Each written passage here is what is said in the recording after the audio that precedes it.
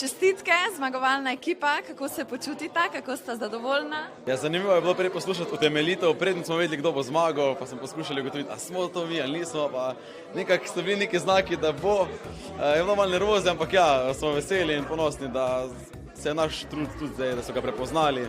Ja, pač definitivno neka dober feedback, se pravi, da delaš nekaj prav, ko te nek naročnik prepozna neko uspešno oziroma celo tako, kaj lahko implementirajo. Ja, super, moram reči, da sem zelo vesela, da smo zmagali. Mislim, da je bil res super izziv, neka super izkušnja za vnaprej, smo se veliko novega naučili. Kaj pa bi mogoče bodočim študentom priporočil, da sodelujejo v študentskem izzivu? Poleg tega, da se jim bo štelo kot dodatni predmet, že samo to, da se poznajo veliko različnih ljudi, nikoli ne veš, kdaj boš koga rabo oziroma kdaj ti kdo prav pride.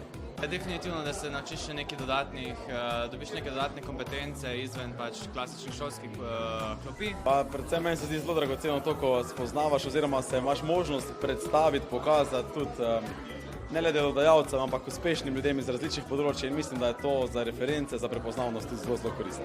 Mislim, da je to v bistvu neka super priložnost, da se pač nekako seznaniš tudi s prakso, da pač to neko znanje lahko preneseš v dejansko neko pač situacijo, dejansko neki izziv in pač vidiš, kako se znajdeš na takem področju.